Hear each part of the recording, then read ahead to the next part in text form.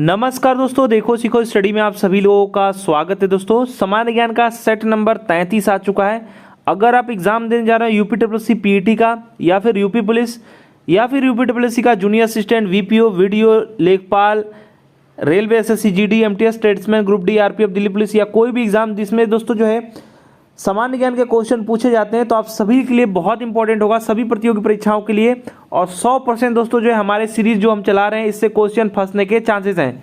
जैसे कि दोस्तों देखिए, सबसे पहला नंबर जो क्वेश्चन है, निम्नलिखित पंचवर्षीय योजना में किसका दोस्तों उद्देश्य समपोषणीय वृद्धि था। मतलब कौन सी पंचवर्षीय योजना का ये पूछा जा रहा है। तो याद रखिएगा 12वीं जो पंचवर्षीय योजना है 2012 से 2017, ठीक है, इसका जो लक्ष्य था या उद्देश्य था वो समपोषणीय वृद्धि था। ठीक है, और इस दोस्तों योजना का जो थीम था, मतलब इस जो पंचवर्षीय योजना है इसका जो थीम था वो तीव्र सतत आर्थिक समावेशी विकास था। तीव्र सतत आर्थिक समावेशी विकास। साथ ही साथ 9वीं जो पंचवर्षीय योजना है इसका उद्देश्य क्या था? इसका उद्देश्य था न्यायपूर्ण वितरण एवं समानता के साथ विकास। क्या था?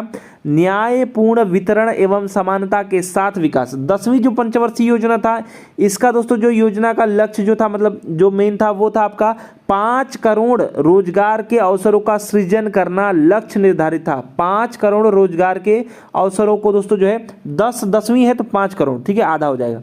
11वीं जो पंचवर्षीय योजना है इसमें दोस्तों जो है तीव्रतर एवं समावेशी विकास लक्ष्य था। ठीक है, तीव्रतर और समावेशी विकास। नेक्स्ट बात करेंगे, भारत में गरीबी रेखा का जो निर्धारण है ये कौन करता है? तो ये करता है दोस्तों नीति आयोग। कौन करता है? नीति आयोग। जानते हैं कि योजना आयोग का ही नाम बदल करके क्या हो गया? नीति आयोग। कब? 1 जनवरी 2015 को। याद रखेंगे ये पॉइंट।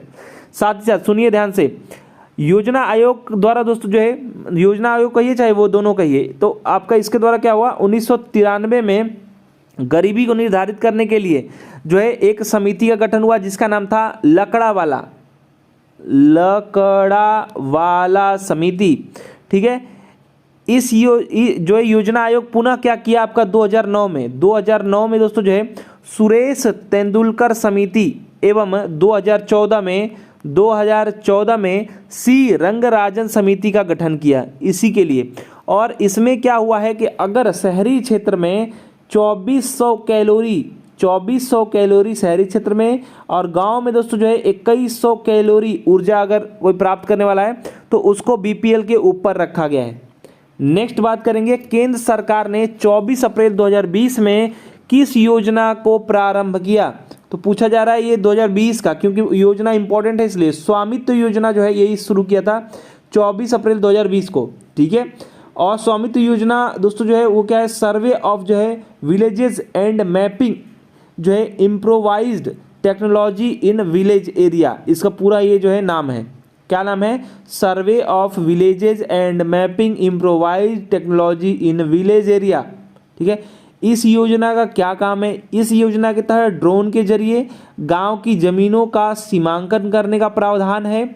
गांव की हर संपत्ति का दोस्तों जो है डिजिटल नक्शा तैयार करने का उद्देश्य है। और 2024 तक दोस्तों सभी गांवों तक यह योजना पहुंचाने का लक्ष्य निर्धारित किया गया है। प्रारंभ में दोस्तों जो है 6 राज्य के दोस्तों जो है 263 गाँवों में दोस्तों ये योजना से लोगों को जोड़ा गया था, यह गाँव को जोड़ा गया। नेक्स्ट बात करेंगे, केंद्रीय खनन अनुसंधान जो है केंद्र कहाँ है? खनन वाला जो है ये झारखंड में है, धनबाद। कहाँ है? धनबाद, झारखंड। ठीक है, खनन वाला केंद्रीय खनन अनुसंधान। साथ ही साथ कुछ इंपॉर्टेंट पॉइंट ये याद रखना है कि अगर केंद्रीय चावल अनुसंधान पूछा जाए तो कटक क्या? उड़ीसा जो है कटक हो जाएगा, क्या हो जाएगा? चावल वाला हो जाएगा, जो है केंद्रीय चावल अनुसंधान संस्थान। और जमशेदपुर क्या है? जमशेदपुर दोस्तों राष्ट्रीय धातु विज्ञान प्रयोगशाला संस्थान। राष्ट्रीय धातु विज्ञान प्रयोगशाला संस्थान जमशेदपुर। ठीक है, भावनगर में क्या है? भावनगर गुजरात में दोस्तों केंद्रीय नमक और समुद्री रसायन अनुसंधान संस्थान है। क्या है? केंद्रीय दोस्तों जो है नमक और समुद्री रसायन अनुसंधान संस्थान भावनगर गुजरात में है। दोस्तों जो ये आपका है केंद्रीय खनन वाला अनुसंधान केंद्र, ये दोस्तों भारतीय भारत की जो वैज्ञानिक और औद्योगिक अनुसंधान परिषद का है दोस्तों एक जो है अंगीभूत जो है प्रयोगशाला है। इसकी स्थापना याद रखिएगा 1956 में हुआ था। कब? 1956। धनबाद झारखंड याद रखेंगे। नेक्स्ट बात करेंगे 2011 की जनगणना के आधार पर किस राज्य में 1000 बालिकाओं यानी कि 0 से लेकर के 6 वर्ष की संख्या पर जो है बालकों की संख्या सर्वाधिक है। मतलब यहाँ पर पूछने का मतलब ये है, ऐसे तो नहीं किया जाता है। अधिकतर क्या होता है, जो बेस रखा जाता है लड़कों का रखा जाता है, तो 1000 लड़कों के पे सबसे अधिक जो है यहाँ पे पूछा क्या गया है कि 1000 लड़कियों के, ठीक है, मतलब बालिकाओं पे दोस्तों 1000 मान लेते हैं कि 1000 बालिकाएं, तो सबसे ज़्यादा लड़कों की सबसे सर्वाधिक संख्या, यानी दोस्तों जिसमें जो है अनुपात ज़्यादा होगा वही होगा, वो आपका हरियाणा वाला है। 1000 लड़कों पे हरियाणा की संख्या याद रखेंगे। बालिकाओं की जो संख्या है वो है आपका सबसे कम, यानी कि जब इसको 1000 रखेंगे, बालिका को 1000 रखेंगे तो सबसे ज़्यादा लड़कों का हो जाएगा। तो यही यहाँ पर घुमा करके क्वेश्चन पूछा गया था। तो 834 याद रखिएगा, ठीक है। और 2011 के अनुसार इसी तरीके से हम आपको बताएं तो बिहार का याद रखेंगे। अगर आप बिहार का कोई एग्जाम देने जा रहे हैं तो आपके लिए इंपॉर्टेंट होगा दोस्तों, अगर यहीं पर बिहार का आ जाता है तो 1000 दोस्तों पुरुषों पर महिलाओं की जो संख्या है वो 935 है, ठीक है। अगर इसी प्रकार से यूपी का कोई एग्जाम, मतलब यूपीटीसी इत्यादि का कोई भी एग्जाम देने जा रहे हो तो यही 0 से 6 वाले पे 1000 जो पुरुष है उसमें जो है 902 है, ठीक है। ऐसे ही अलग अलग राज्यों का दोस्तों अलग अलग है। जैसे पंजाब का है वो आपका 846 है, 834 सबसे कम जो है या हरियाणा वाला है, सबसे ज़्यादा लिंगानुपात इसको कहेंगे, ठीक है।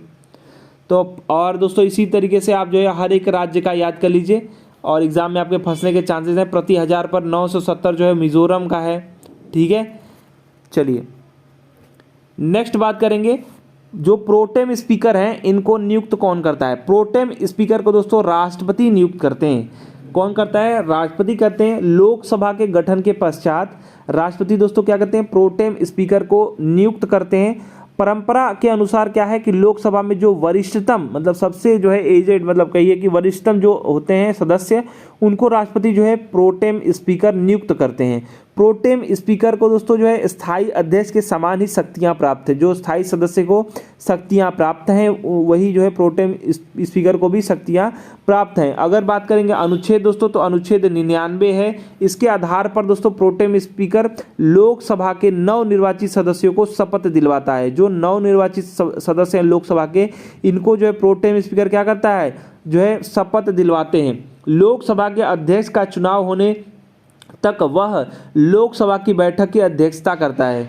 चुनाव जब तक नहीं होता है तब तक ये जो है क्या करते हैं? लोकसभा के अध्यक्ष की जब तक चुनाव नहीं होता तब तक ये जो है अध्यक्षता करते हैं। प्रोटेम स्पीकर को शपथ दोस्तों राष्ट्रपति स्वयं या प्रतिनिधि द्वारा दिलवाते हैं।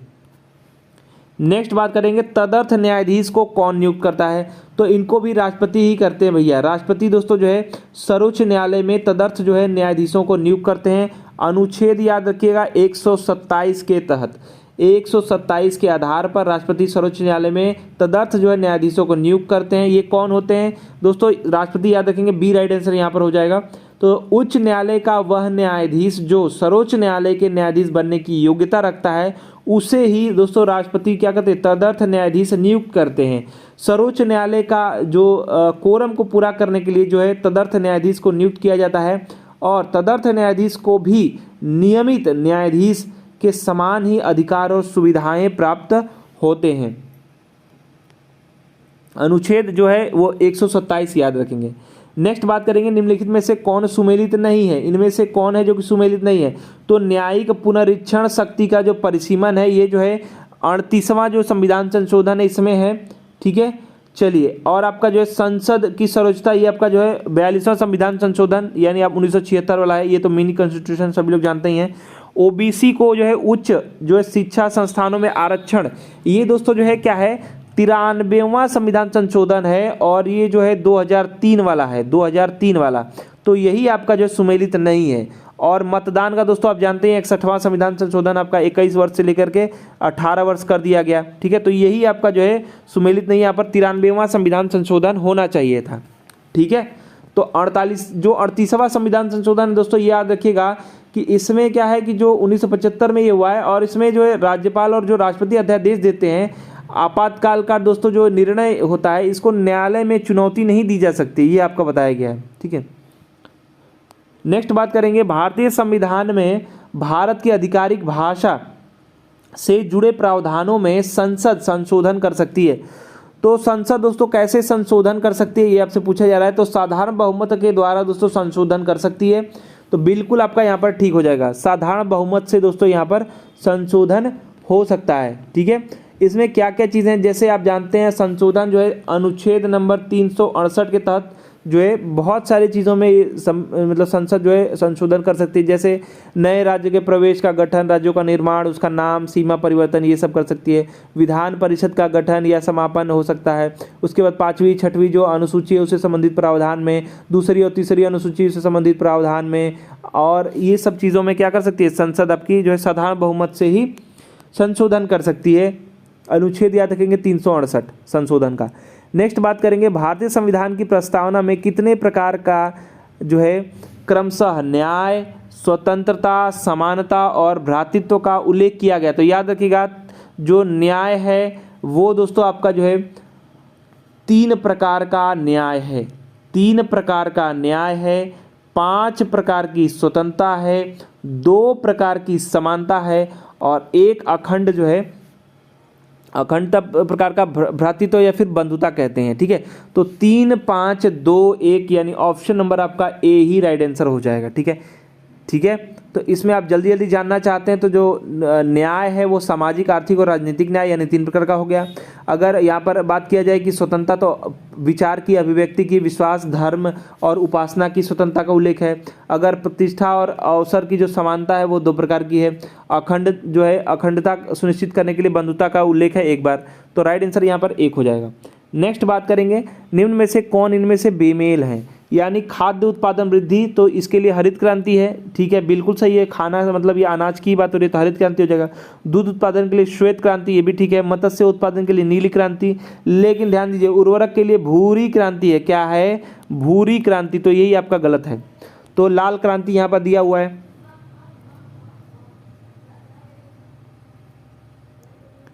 लाल क्रांति यहाँ पर दिया हुआ है। ठीक है, कुछ इंपॉर्टेंट पॉइंट सुन लीजिए। जैसे हरित क्रांति का अगर जनक पूछा जाए तो नॉर्मन बोरलॉग, क्या नाम है? नॉर्मन बोरलॉग जी हैं। ठीक है, अगर यहीं पर भारत में दोस्तों हरित क्रांति का जनक पूछा जाए तो आप एमएस जो है स्वामीनाथन जी का नाम याद रखेंगे, एमएस स्वामीनाथन जी। अगर श्वेत क्रांति का जनक पूछा जाए तो वर्गीस कुरियन याद रखेंगे, वर्गीस कुरियन।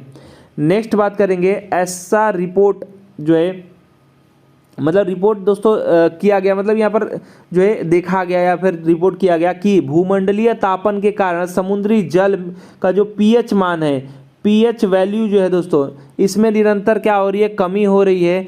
इसका क्या कारण है? तो दोस्तों याद रखिएगा, इसका जो कारण है वो है समुद्री जल में CO2 का अपेक्षाकृत जो है अधिक उद्ग्रहण ज़्यादा हो रहा है।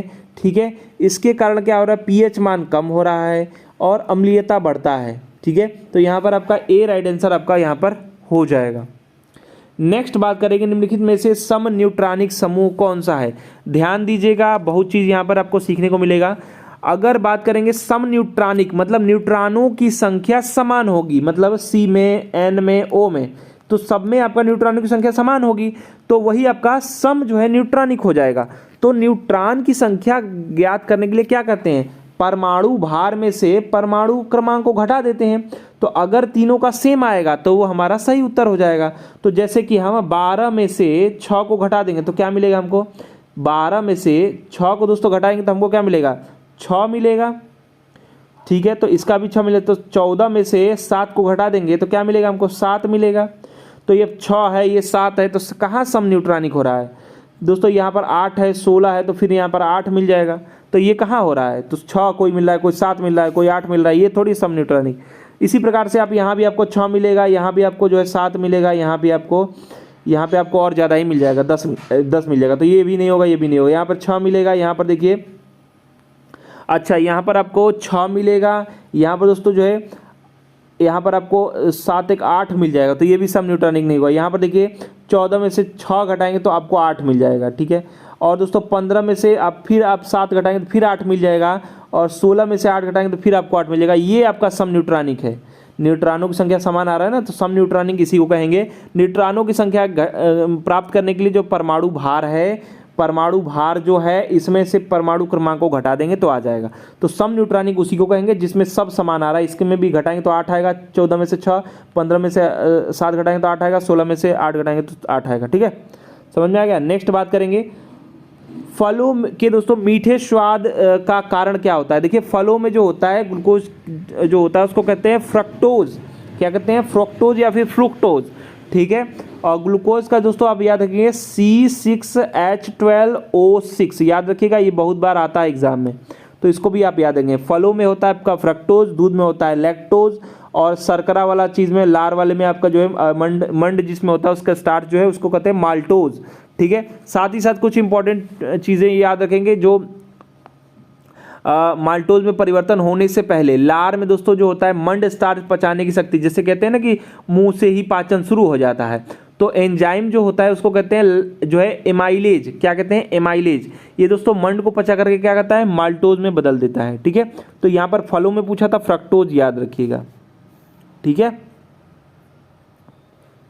चलिए नेक्स्ट बात करेंगे मस्तिष्क तथा मेरुरज्जु पर जो है चढ़ी झिल्ली में सूजन आ जाने से होने वाले रोग को क्या कहते हैं? मस्तिष्क और मेरुरज्जु में दोस्तों एक झिल्ली होती है, उसको क्या कहते हैं? ध्यान दीजिएगा, झिल्ली को कहते हैं मेनिनजस।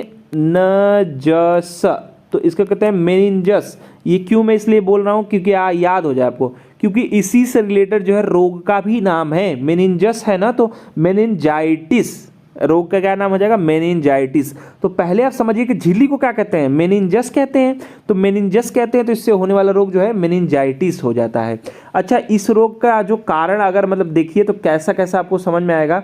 तो इसमें क्या होता है, जो खट्टा गला हो जाता है, गला जो खट्टा जैसा होता है, तेज बुखार हो जाता है, सिर दर्द हो जाता है, लगातार उल्टियाँ होती हैं, मानसिक चेतना में कमी, याद उद करने की जो चीज़ें हैं वो उसमें कमी आ जाती है। ठीक है, कुछ और पॉइंट्स याद कर लीजिए, जैसे आपका ल्यूकीमिया जो लिखा है ना, ये कब होता है? अगर जो रक्त में क्या होगा, श्वेत जो है WBC दोस्तों जो है जब बढ़ जाएगा तो ल्यूकेमिया हो जाता है। ठीक है, अगर दोस्तों बात करेंगे शरीर में जो अंग काम नहीं करेंगे तो उसको क्या कहते हैं? पैरालिसिस, लकवा मार गया, नहीं कहते हैं। और दोस्तों अगर बात किया जाए कि जो RBC की अधिकता अगर हो जाएगी तो पॉलीसीथेमिया हो जाती है, अगर कम हो जाएगा तो एनीमिया हो जाता है। RBC मतलब लाल रुधिर कणिका की बात हो रही है। नेक्स्ट बात करेंगे इसरो ने गगनयान मिशन दोस्तों जो है हेतु क्रायोजेनिक इंजन का सफलतापूर्वक परीक्षण कहाँ से किया, ये पूछा जा रहा है। तो ये किया है दोस्तों आपका तमिलनाडु से। कहाँ से किया है? तमिलनाडु से किया है, याद रखिएगा। इसरो ने दोस्तों क्या किया है? क्रायोजेनिक इंजन का दोस्तों सफलतापूर्वक परीक्षण किया है, ये तमिलनाडु से किया है। और महेंद्रगिरी में स्थित दोस्तों जो है IPRC इसका जो है इसी से दोस्तों ये स्थित है, यहीं पर दोस्तों इन्होंने किया है। तो डी इसका राइट आंसर हो जाएगा। ध्यान दीजिए, नेक्स्ट क्वेश्चन है 12वां जो है भारत रत्न डॉक्टर अंबेडकर अवार्ड से किसे सम्मानित किया गया? याद करिएगा, जो है मतलब कहेंगे बाल अभिनेत्री हैं, 12वां दिया गया है 2022 वाला अवार्ड। इनका जो नाम है हर्षाली मल्होत्रा। अगर आप नहीं जानते हर्षाली मल्होत्रा कौन है तो जो है बजरंगी भाईजान देखा ना, जिसमें मुन्नी जो है वही है। ठीक है, मतलब उनका नाम जो है वो हर्षाली मल्होत्रा है, तो उन्हीं को ये दिया गया, याद रखिएगा। ठीक है, बहुत ही इंपॉर्टेंट पॉइंट है, ये एग्जाम में हो सकता है पूछा जाए। नेक्स्ट बात करेंगे, मार्च 2023 में अंतर्राष्ट्रीय अपराध न्यायालय ने किस देश के राष्ट्रपति के खिलाफ जो है गिरफ्तारी का वारंट जारी किया है? राष्ट्रपति के खिलाफ ही हो गया है, तो रूस के जो व्लादिमीर पुतिन हैं, इनके खिलाफ दोस्तों जो है गैर कानूनी निर्वासन से कथित रूप पर दोस्तों युद्ध अपराध और जो यूक्रेन के कब्जे में दोस्तों होने वाले जो क्षेत्र हैं, इससे बच्चों को रूसी संघ में स्थानांतरित करने के लिए जो गिरफ्तारी का वारंट दोस्तों जारी किया गया है। ठीक है, ये दोस्तों मार्च 2023 में किया गया है, याद रखिएगा, रूस के राष्ट्रपति व्लादिमीर पुतिन जी के खिलाफ। नेक्स्ट बात करेंगे, प्रधानमंत्री नरेंद्र मोदी ने किस तिथि को राष्ट्रीय स्टार्टअप दिवस के रूप में मनाने की घोषणा किया है? तो याद रखिएगा, ये किया है 16 जनवरी को। 16 जनवरी को दोस्तों जो है राष्ट्रीय स्टार्टअप दिवस के रूप में मनाने की घोषणा किया है। पहला जो मनाया गया है स्टार्टअप दिवस वो आपका 2022 में मनाया गया है, यानी 2023 में जो आएगा वो दूसरा स्टार्टअप दिवस रहेगा, 16 जनवरी को याद रखिएगा। नेक्स्ट बात करेंगे होप मिशन मार्स जो है किस देश ने अपना जो है पहला मंगल मिशन शुरू किया है, तो ये जो है UAE, ठीक है, ये पहला अरब देश बन गया है। संयुक्त राज्य अमीरात जो है पहला अरब देश हो गया है जो मार्स के लिए यानी कि मिशन जो है मंगल के लिए लॉन्च करने वाला मिशन इन्होंने शुरू किया है, तो पहला अरब देश बन गया है। नाम है होप मिशन टू मार्स, ठीक है। नेक्स्ट बात करेंगे वर्ल्ड शूटिंग पर भारत वर्ल्ड कप में किस खिलाड़ी ने गोल्ड मेडल जीता है, तो वर्ल्ड शूटिंग पर भारत वर्ल्ड कप में किस खिलाड़ी ने गोल्ड मेडल जीता है, तो याद रखिएगा इनका जो नाम है रुद्रांश खांडेलवाल जी ने जीता है। याद रखिएगा रुद्रांश खांडेलवाल जी ने जीता है। पैरा स्पोर्ट्स वर्ल्ड कप में इन्होंने जीता है, world shooting para sports cup में जीता है रुद्रांश खांडेलवाल जी ने गोल्ड, ठीक है। इन्होंने क्या किया है, इन्होंने दोस्तों जो है जो shooting para sports world cup है इसमें P4 मिश्रित 50 मीटर जो है पिस्टल जो है SH1 कैटेगरी में गोल्ड मेडल हासिल किया है। नेक्स्ट बात करेंगे ऑस्कर अवार्ड समारोह 2023 में किस फिल्म ने 7 पुरस्कार जीते हैं, किसने 7 पुरस्कार दोस्तों जीते हैं, 7 पुरस्कार जीते हैं। याद रखिएगा फिल्म का जो नाम है everything everywhere all at once, ठीक है। ये जो फिल्म है इसने 7 पुरस्कार जीते हैं, याद रखिएगा। अगर इसी में बात करें तो ऑस्कर अवार्ड 2023 में मिशेल ओह नाम है, मिशेल योह, इनको दोस्तों जो है बात किया जाए तो 2002 के बाद मिशेल ओह दोस्तों जो है सर्वश्रेष्ठ महिला अभिनेत्री ऑस्कर अवार्ड जीतने वाली दूसरी अश्वेत जो है महिला बन गई हैं। 2002 के बाद दूसरी ये महिला हैं अश्वेत मिशेल ओह, इनको दोस्तों जो है ऑस्कर अवार्ड मिला है सर्वश्रेष्ठ अभिनेत्री का। फिल्म का नाम याद रखेंगे everything everywhere all at once, ठीक है। 7 पुरस्कार इन्होंने जीता। नेक्स्ट बात करेंगे नागोजी ओकोंजो इवेला, ये दोस्तों जो है विश्व की प्रथम तथा अफ्रीका की प्रथम महिला हैं जिन्हें क्या हुआ है, जिसे विश्व व्यापार संगठन यानी WTO का अध्यक्ष नियुक्त किया गया। वह किस देश से संबंध रखती हैं, तो दोस्तों ये जो है नाइजीरिया की हैं। कहाँ से, नाइजीरिया की दोस्तों हैं, और ये दोस्तों अफ्रीका की प्रथम जो है इनका नाम है नागोजी ओकोजो इवेला या इवीला भी पढ़ते हैं, ठीक है। विश्व की प्रथम जो है अफ्रीका की प्रथम दोस्तों जो है ये WTO की अध्यक्ष नियुक्त इन्हें किया गया है और वे नाइजीरिया से संबंध रखती हैं, याद रखेंगे, ठीक है। WTO यानी वर्ल्ड ट्रेड ऑर्गेनाइजेशन यानी विश्व व्यापार संगठन का जब पूछा जाए स्थापना तो 1 जनवरी, याद रखिएगा 1 जनवरी 1995। ये भी बहुत बार एग्जाम में आता है, कभी कभी मिलान करने के लिए भी आता है। नेक्स्ट बात करेंगे तालिबान ने अफगानिस्तान का नाम परिवर्तित करके क्या नया नाम रखा है, तो तालिबान ने दोस्तों जो है नाम रखा है इस्लामी अमीरात ऑफ पाकिस्तान, इस्लामी अमीरात ऑफ पाकिस्तान नाम रखा है, नाम बदल के तालिबान ने, याद रखिएगा इस्लामी अमीरात ऑफ पाकिस्तान, ठीक है। अफगानिस्तान की राजधानी जो है काबुल है और मुद्रा जो है अफगानी है। नेक्स्ट बात करेंगे और लास्ट जो क्वेश्चन है, किस देश ने मार्च 2023 में 25 वर्षों में पहली बार महिलाओं के लिए सैन्य जो है सेवा शुरू किया, किस देश ने शुरू किया है, तो ये है कोलंबिया देश। कोलंबिया देश ने दोस्तों शुरू किया है महिलाओं के लिए और 25 वर्षों में पहली बार दोस्तों जो है सैन्य सेवा शुरू किया है। कोलंबिया ने दोस्तों क्या किया है, फरवरी 2023 में कोलंबिया ने सेना में 1296 महिलाओं को दोस्तों भर्ती करके ये बैच जो है स्टार्ट किया है, ठीक है। तो देखिए दोस्तों ये आपका सेट नंबर आपका 33 था सामान्य ज्ञान का। आशा करते हैं दोस्तों कि हमारा प्रयास, हमारा वीडियो पसंद आया होगा। वीडियो को अधिक से अधिक लाइक कीजिएगा, शेयर कीजिएगा और ऐसे ही प्रैक्टिस सेट सॉल्व करने के लिए इस यूट्यूब चैनल को सब्सक्राइब करके बेल आइकन को ऑन कर दीजिए। हमारा वीडियो देखने के लिए धन्यवाद। प्लीज़ लाइक एंड शेयर, धन्यवाद।